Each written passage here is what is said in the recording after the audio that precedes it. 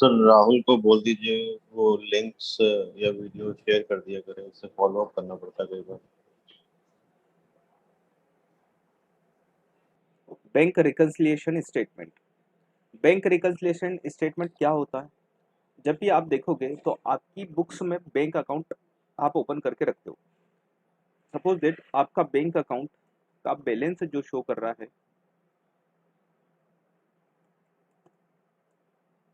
वो 5 लाख शो कर रहा है। ठीक है। On the same day on the same day आपने बैंक स्टेटमेंट निकाला, डाउनलोड किया बैंक स्टेटमेंट और आपने देखा तो उसमें कितना बैलेंस था? उसमें था 4 लाख। तो ये डिफरेंस क्यों आया? इन डिफरेंसेस को आइडेंटिफाइड करते हम स्क्रूटनाइज करते हैं हमारे ट्रांजेक्शन्स की कि ये डिफरेंस क्यों आ रहा है, और उन डिफरेंसेस को हम एक पेज पे लिख लेते हैं, एक स्टेटमेंट बना लेते हैं। उसी को हम बोलते हैं बैंक रिकन्सिलिएशन स्टेटमेंट। मतलब हम क्या कर रहे हैं, हम मैच करने की कोशिश कर रहे हैं। एक एग्जांपल लेते हैं छोटा सा। सपोज दैट आपकी बुक्स में 5 लाख रुपीज थे। ठीक है, ये भूल जाओ बैंक में क्या है। आपके बुक्स में 5 लाख रुपीज रिफ्लेक्ट कर रहे थे। आपने एक चेक इशू करा। चेक इशू करा किसको? अपने सप्लायर को चेक इशू कर दिया for rupees 1 lakh. 1 lakh rupees का आपने चेक इशू करा। आपका सप्लायर जो है इस चेक को ले गया बैंक में। इस मैं 4 लाख कर देता हूँ इसकी अमाउंट थोड़ा सा।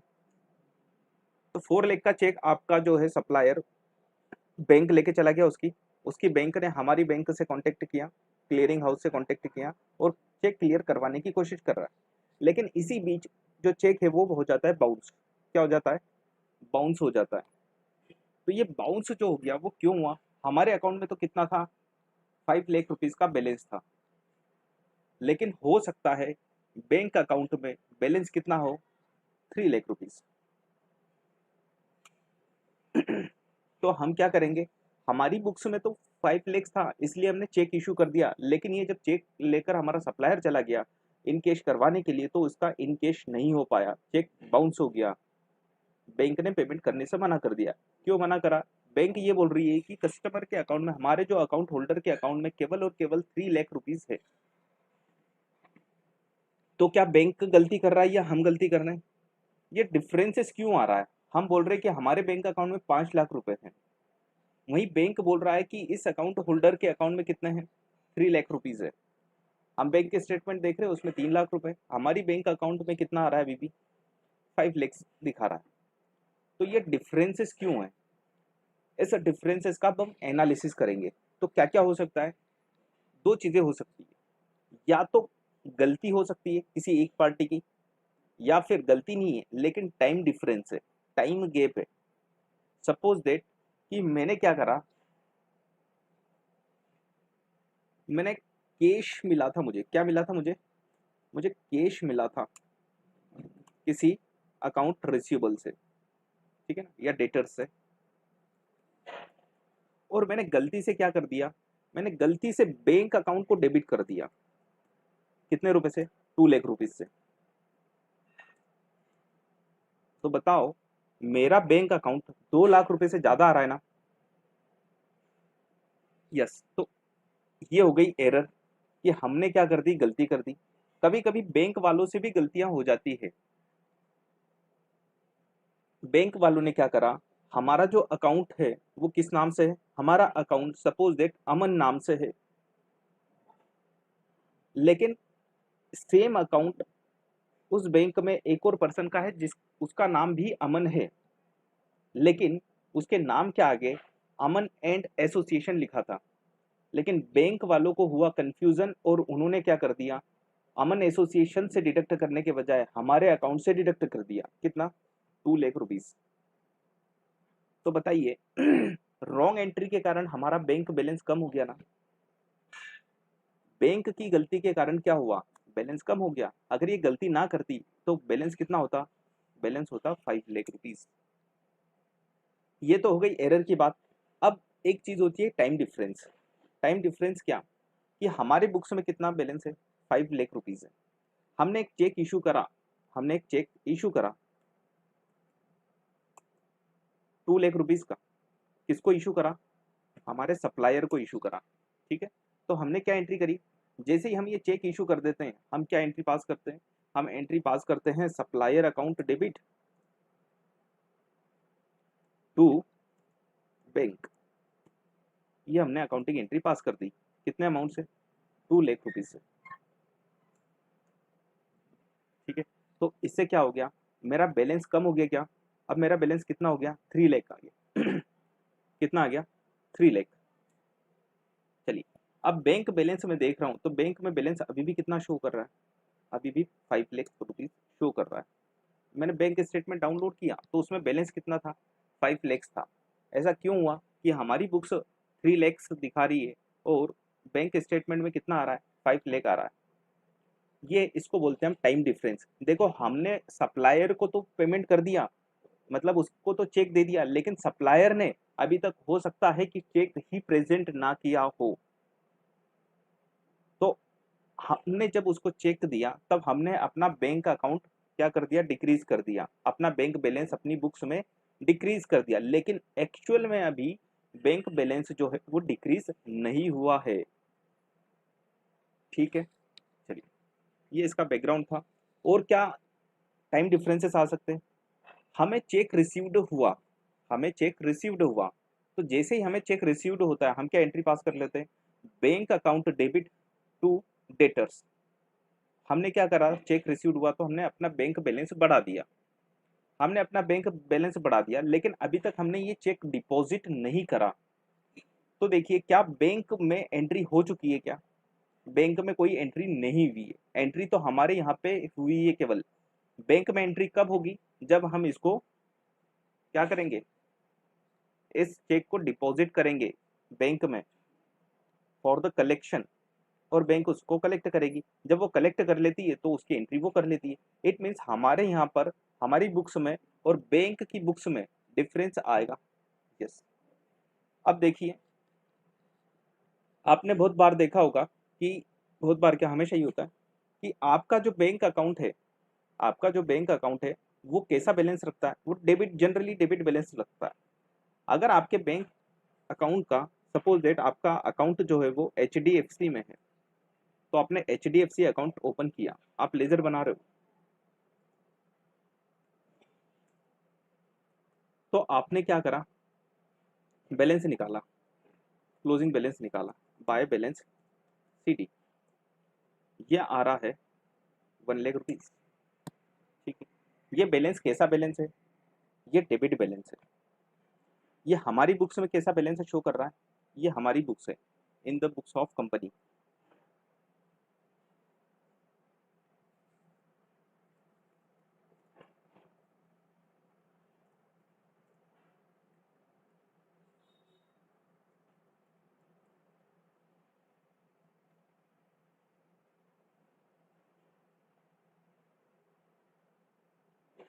कैसा बैलेंस शो कर रहा है, ये डेबिट बैलेंस शो कर रहा है। मतलब हम क्या बोल रहे हैं, हमें HDFC बैंक से 1 लाख रुपीज लेना है, दैट इज माई असेट्स, है ना, मुझे 1 लाख रुपए लेना है।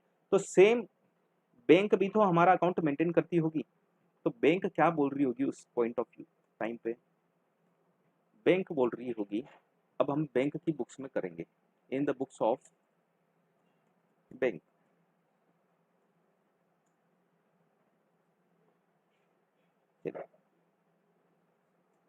अकाउंट होल्डर, उसका नाम कुछ भी हम दे देते हैं, अकाउंट होल्डर कौन है, अकाउंट होल्डर सपोज दैट ये है अमन है, तो in the books of company ना लिख के अब मैं क्या कर देता हूँ, यहाँ पे अमन लिख देता हूँ, अमन की बुक्स में ये बना देता हूँ। ठीक है, अकाउंट होल्डर कौन है, अमन, अमन का खाता कौन मेंटेन कर रहा है, बैंक मेंटेन कर रही है। तो बैंक क्या बताएगी, बैंक अपनी लाइबिलिटी शो करेगी, तो वो क्या लिखेगी, by balance CD 1 lakh rupees. कैसा बैलेंस है ये बैलेंस है, क्रेडिट बैलेंस है। बैंक क्या कर रही है, बैंक अपनी लाइबिलिटी शो कर रही है। तो जब आप पासबुक डाउनलोड करके लाते हो, जब पासबुक अपडेट करवा के लाते हो या स्टेटमेंट आप डाउनलोड करते हो, तो आपको दिखता होगा कि वहां पे जो चीज आपके बुक्स में डेबिट है वही चीज बैंक स्टेटमेंट में क्या होती है, क्रेडिट होती है। तो ऐसा क्यों होता है, क्योंकि ये बैंक की बुक्स है और वो अपनी लाइबिलिटी शो कर रही है कि मुझे इस अकाउंट होल्डर को 1 लाख रुपीज पे करना है। वही चीज हमारे बुक्स में क्या है, असेट्स है। कि हमें बैंक से इतने रुपए लेना है। तो इट मीन्स जो जो चीज़ हमें डेबिट करेंगे हमारी बुक्स में, वो चीज़ें बैंक अपनी बुक्स में क्रेडिट करेगी। जो चीज़ें हम क्रेडिट करेंगे वो डेबिट करेगी। जिसको हम असेट्स बताएंगे उसको वो क्या बताएगी, लाइबिलिटी बताएगी। और जिसको हम लाइबिलिटी बताएंगे उसको वो क्या बताएगी, असेट्स बताएगी। चलिए, तो अब एक एक एंट्री करके देखते हैं। सपोज दैट ये बैलेंस था हमारा इक्वल था, ठीक है। अब हमने क्या करा, एक चेक रिसीव्ड हुआ, हमें check received but not deposit. एक चेक रिसीव्ड हुआ 10,000 रुपीज़ का, लेकिन अभी हमने क्या करा है, अभी हमने उसको डिपॉजिट नहीं करा, चेक हमारे पास ही पड़ा हुआ है। तो हमने क्या करा होगा, हमने अपना बैलेंस बढ़ा लिया होगा 10,000 रुपीज़ से। क्या एंट्री पास करी होगी, चेक रिसीव्ड हुआ तो bank account debit to debtor, ठीक है। डेटर से मुझे चेक मिला था 10,000 का, ये मैंने एंट्री पास कर दी। तो बताइए मेरा बैंक अकाउंट 10,000 रुपीज़ से बढ़ गया जैसे ही मैंने ये एंट्री करी। अब मेरा बैलेंस कितना आएगा, अब मेरा बैलेंस आ जाएगा 1,10,000, ठीक है। लेकिन बैंक में एंट्री कब होगी, बैंक में एंट्री तब होगी जब हम ये चेक डिपॉजिट करेंगे। तो इट मींस अगर हम इस पॉइंट ऑफ टाइम पे अगर देखेंगे, सपोज दैट मैं ये जो बना रहा हूँ मैं 31 मार्च 2020 को बना रहा हूँ, 21 को बना रहा हूँ, और इसी सेम डेट पे बैंक में कितना बैलेंस है वो मैं चेक करने की कोशिश कर रहा हूँ। तो 31 मार्च को हमने देखा तो हमारी बुक्स क्या बता रही थी, बैंक से 1,10,000 लेना है, और बैंक क्या बता रही थी, मुझे अमन को 1,00,000 रुपीज़ पे करना है। तो ये डिफरेंस आ गया। इस डिफरेंस का हमने एनालिसिस करा तो हमें पता चला कि एक चेक हमें रिसीव्ड हो गया था लेकिन अभी तक हमने वो डिपॉजिट नहीं करा। तो डिपॉजिट नहीं करा, अगर हम डिपॉजिट कर देते तो बैंक के पास भी क्या हो जाता, वो चेक क्लियर हो जाता, और क्लियर होने के बाद वो भी एंट्री कर देते तो बैंक में भी क्या हो जाता, बैलेंस बढ़ जाता। तो हमने क्या देखा, ये डिफरेंसेस का एनालिसिस कर रहे हैं और इसको हम रिटर्न फॉर्म में लिख देंगे। उसी को हम क्या बोलते हैं, बैंक रिकंसिलिएशन स्टेटमेंट। अब थोड़ा सा बेसिक आते हैं। देखो, हमेशा याद रखना कि कुछ इन्फॉर्मेशन हमें सबसे पहले पता चल जाती है या हमें नोन होती है, कुछ इन्फॉर्मेशन बैंक को नोन होती है। तो जब भी किसी को इन्फॉर्मेशन नोन हो जाती है तो वो क्या कर लेता है, अकाउंटिंग एंट्री अपने यहाँ पे कर लेता है। अब एक पार्टी को, सपोज दैट हम है और बैंक है, कोई इन्फॉर्मेशन अगर हमें सबसे पहले पता चलती है। अब बताइए, जब ये चेक रिसीव्ड हुआ तो सबसे पहले इन्फॉर्मेशन किसके पास आई, मेरे पास आई, तो मैंने अकाउंटिंग एंट्री कर दी। बैंक के पास ये इन्फॉर्मेशन कब जाएगी, जब मैं डिपॉजिट करूंगा, मतलब लेटर ऑन बैंक को पता चलने वाला है। अगर सपोज डेट मैंने ये चेक डिपॉजिट कब किया, मैंने किया अप्रैल मंथ में, 15 अप्रैल को ये क्या करा, मैं चेक डिपॉजिट कर रहा हूँ। तो बैंक को कब पता चलेगा, ये 15 अप्रैल को पता चलने वाला है।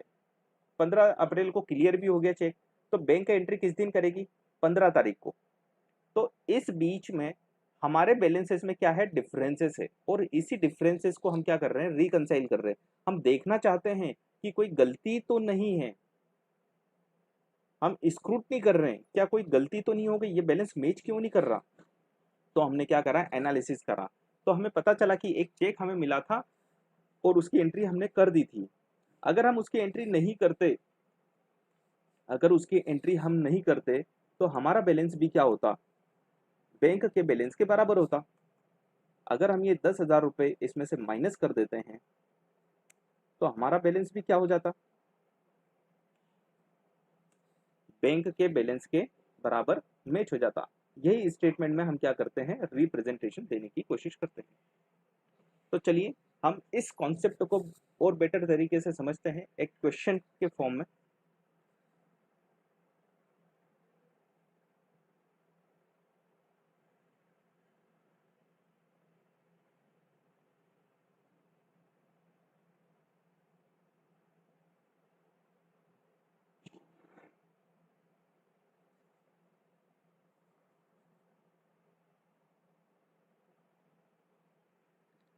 देखिए आपके सामने क्वेश्चन है, इलस्ट्रेशन नंबर 1, मैं थोड़ा सा आंसर हाइड कर देता हूँ ताकि हमें सोचने का सही तरीके से मौका मिले।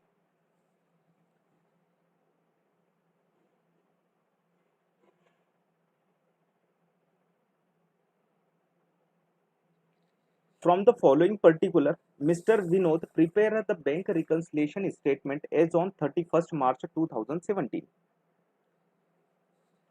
31 मार्च को क्या कर रहे हैं हम, मैच करने की कोशिश कर रहे हैं हमारा बैलेंस और बैंक का बैलेंस क्या है।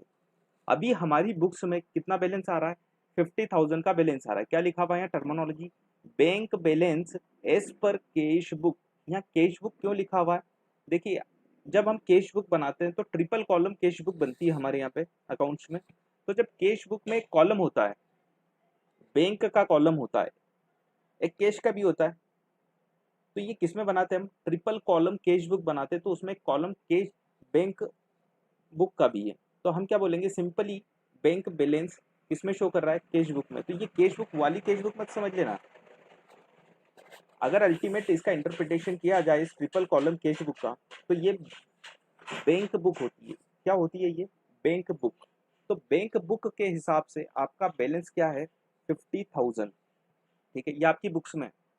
अब आप क्या कर रहे हो, एनालिसिस कर रहे हो। सपोज दैट कि जो बैंक में बैलेंस है स्टेटमेंट में वो कुछ डिफरेंट बैलेंस है, तो आप स्क्रूटनाइज कर रहे हो अपने ट्रांजेक्शन को कि आपने क्या क्या ट्रांजेक्शन करे, आपने क्या क्या एंट्री करी। तो आपने बैंक बुक क्या देखना स्टार्ट कर दी, बैंक बुक देखना स्टार्ट कर दी। इट मीन्स आपने बैंक अकाउंट का एनालिसिस स्टार्ट कर दिया। आपको एक चीज पता चली कि चेक इशूड किया था हमने एक, लेकिन अभी तक यह क्लियर हुआ क्या, अभी तक क्लियर नहीं हुआ। मतलब कि हमने पार्टी से पूछ लिया कि आपने प्रेजेंट कर दिया क्या, तो पार्टी ने बोला कि अभी तक हमने प्रेजेंट नहीं किया। तो देखो जब हमने इस चेक को इशू किया था तो हमने क्या एंट्री पास कर दी थी, हमने एंट्री पास कर दी थी supplier account debit to bank. मतलब हमने अपने बैंक बैलेंस को रिड्यूस कर दिया था अपनी बुक्स में। लेकिन क्या एक्चुअल में पासबुक में या बैंक में ये पेमेंट कम हो गया है क्या, ये बैलेंस कम हो रहा है क्या, नहीं, अभी बैंक में ये बैलेंस कम नहीं हुआ। क्यों नहीं हुआ, क्योंकि अभी जिसको हमने ये चेक दिया है उसने चेक लगाया ही नहीं। तो बैंक में अभी भी कितना बैलेंस होगा, अभी 56,000 रुपीज का बैलेंस होगा।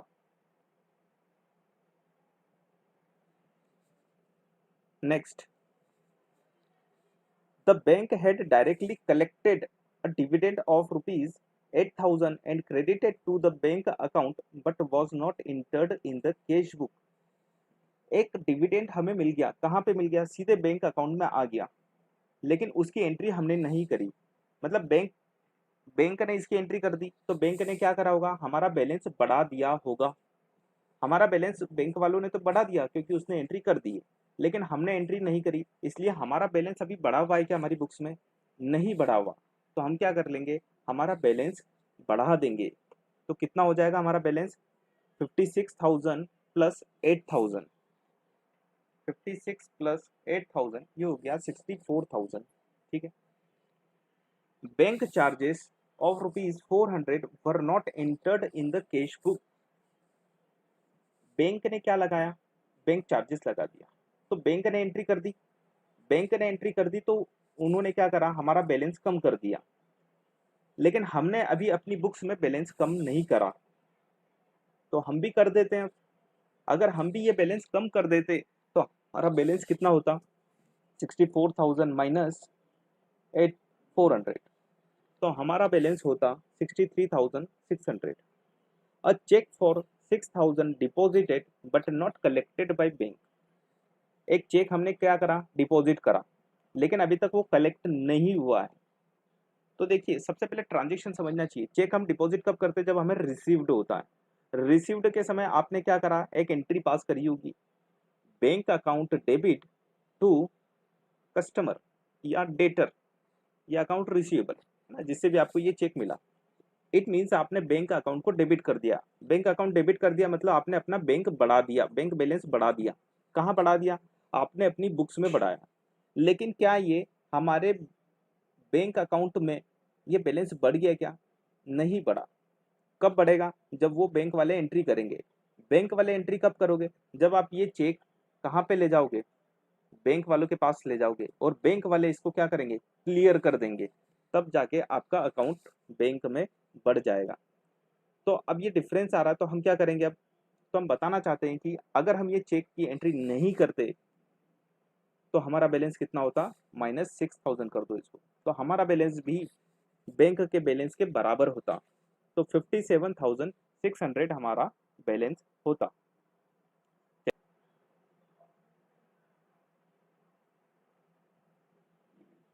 सिमिलर क्वेश्चन है सेकंड।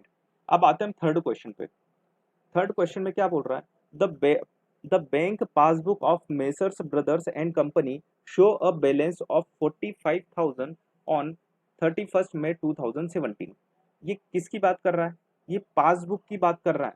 मेसर्स ब्रदर की पासबुक में कितना बैलेंस आ रहा है, 45,000 बैलेंस आ रहा है। इट मीन्स अब हम किसके पॉइंट ऑफ व्यू से सोचेंगे, हम बैंक पासबुक के पॉइंट ऑफ व्यू से सोचेंगे। check issued before 31st May 2017 amounting to rupees 25,940 had not been presented for the encashment।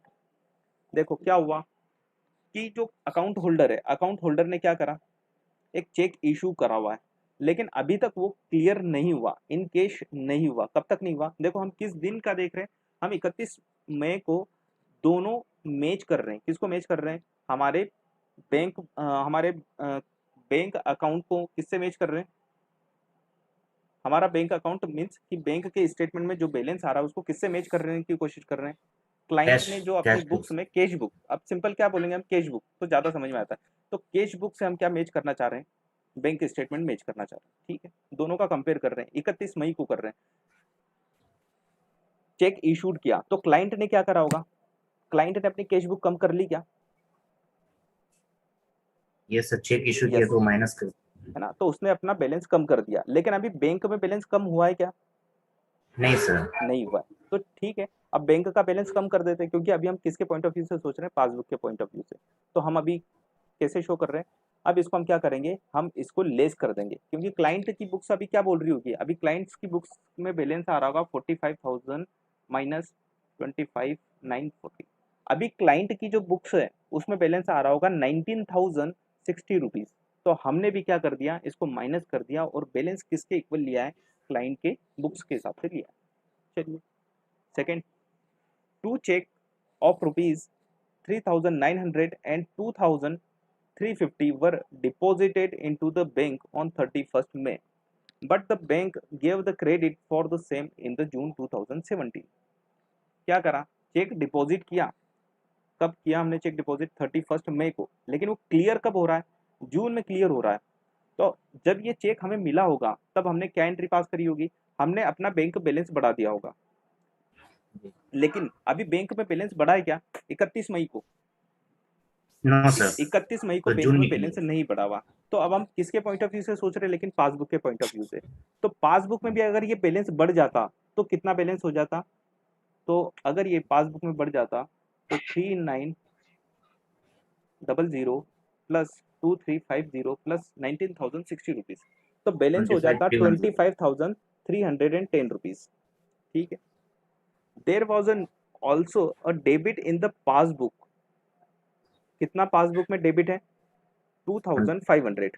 चलिए बताइए डेबिट किसमें है, पासबुक में, तो इसका मतलब क्या हुआ, बैंक ने क्या करा हुआ, लाइबिलिटी बढ़ा दी या लाइबिलिटी कम कर दी, लायबिलिटी कम कर देंगे, कम कर दी। ठीक है ना, हमारी बुक्स में क्या होना चाहिए था, अपना बैलेंस कम करना पड़ेगा हमें, है ना, मतलब बैंक ने इस डिसऑनर चेक की एंट्री तो कर दी है, लेकिन हमने अभी एंट्री नहीं करी, हमें भी अपना अकाउंट क्या करना पड़ेगा, क्रेडिट करना पड़ेगा। इट मीन्स हमें अपना बैलेंस कम करना पड़ेगा।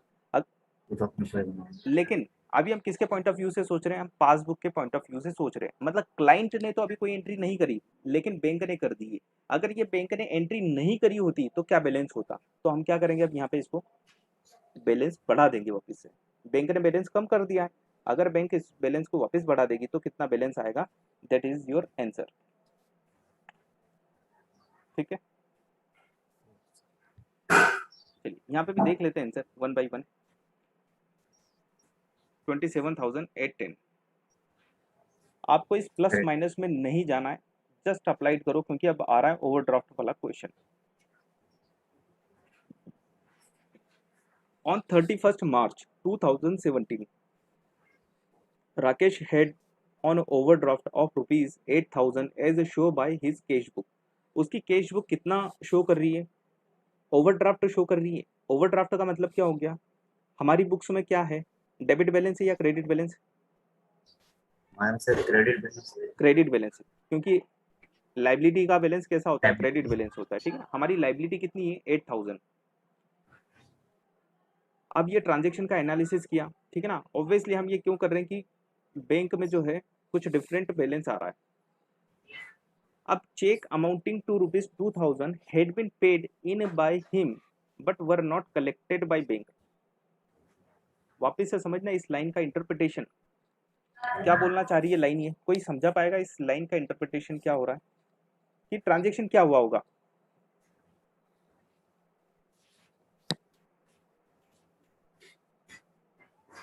चेक अमाउंट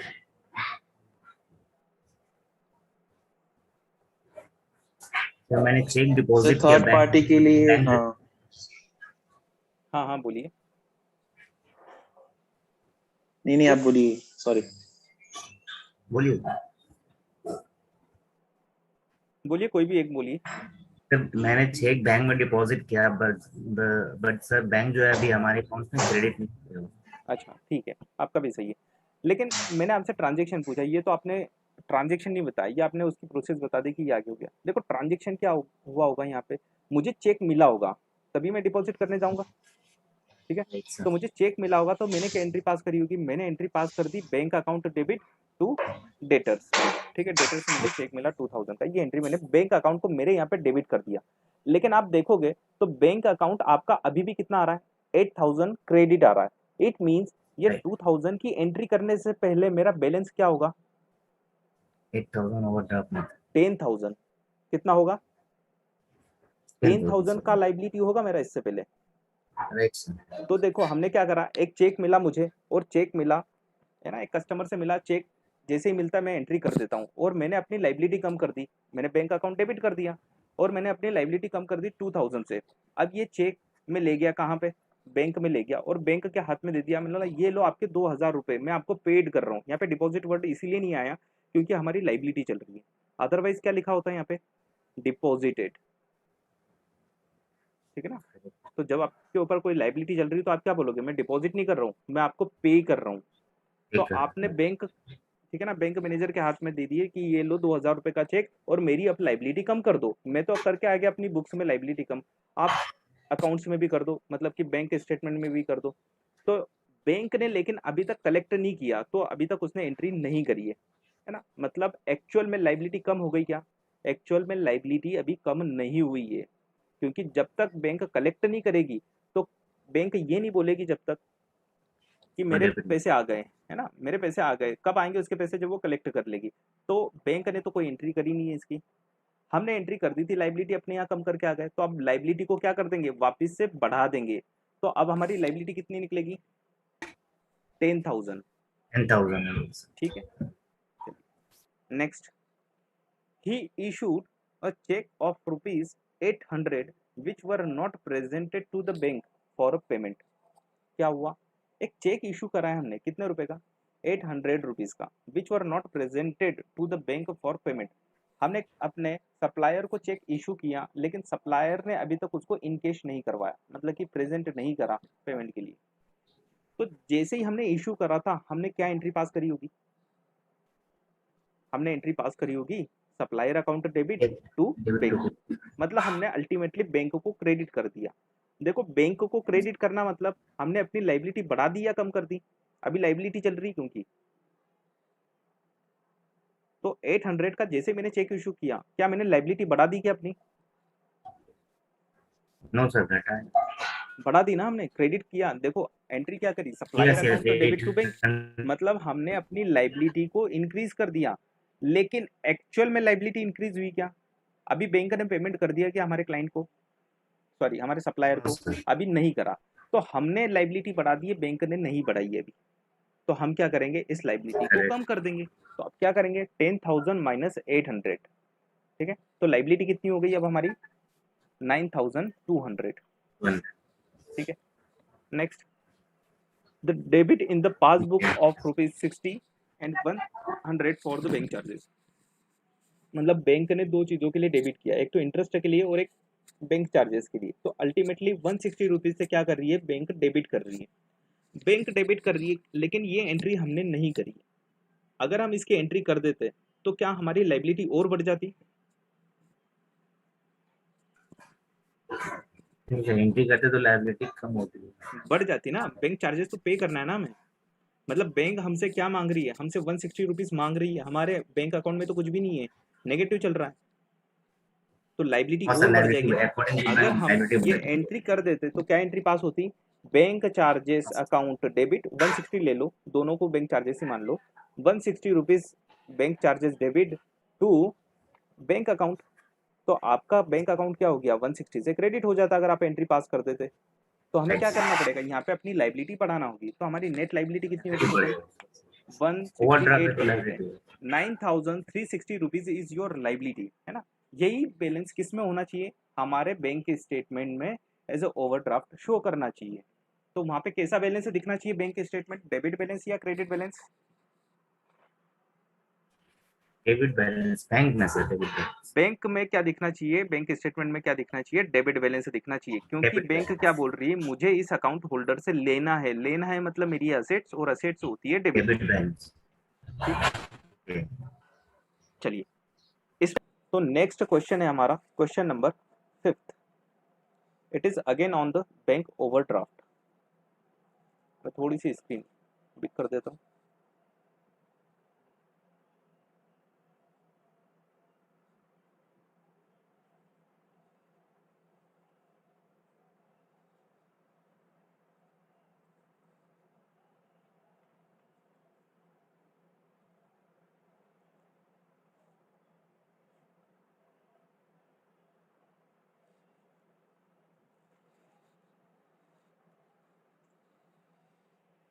चलिए ये आपके सामने क्वेश्चन है, ये क्वेश्चन आपको ही करना है।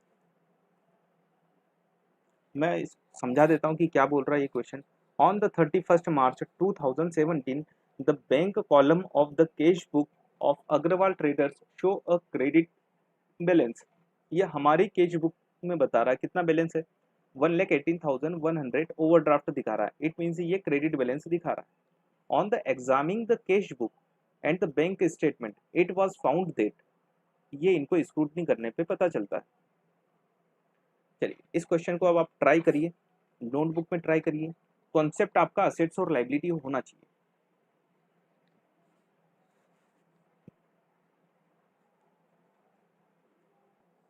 तो चलिए अब इस क्वेश्चन का हम सॉल्यूशन देखते हैं कि सॉल्यूशन कैसे आएगा। क्या दे रखा है हमारी कैश बुक में, कैश बुक में हमारा क्रेडिट बैलेंस दे रखा है। कितनी लाइबिलिटी शो कर रहे हैं हम अपनी लाइबिलिटी बता रहे हैं 1,18,100। हमने एग्जामिन किया, स्क्रूटनी करी, हमने क्या क्या ट्रांजेक्शन करे हुए थे या क्या क्या ट्रांजेक्शन हमने नहीं किए हुए। तो सबसे पहला पॉइंट हमारा, cheque received and recorded in the cash book but not sent to the bank for the collection 12,400। क्या ट्रांजेक्शन हुआ, हमें चेक मिला, जैसे ही चेक मिला तो हमने क्या करा, bank account debit to debtors या जिससे भी आया है, तो हमने बैंक अकाउंट को क्या कर दिया, डेबिट कर दिया। डेबिट करना मतलब क्या हुआ, हमने अपनी लाइबिलिटी को कम कर दिया होगा क्या, क्योंकि हमारी लाइबिलिटी चल रही है, ओवरड्राफ्ट चल रहा है, तो हमने अपनी लाइबिलिटी को क्या कर दिया, कम कर दिया।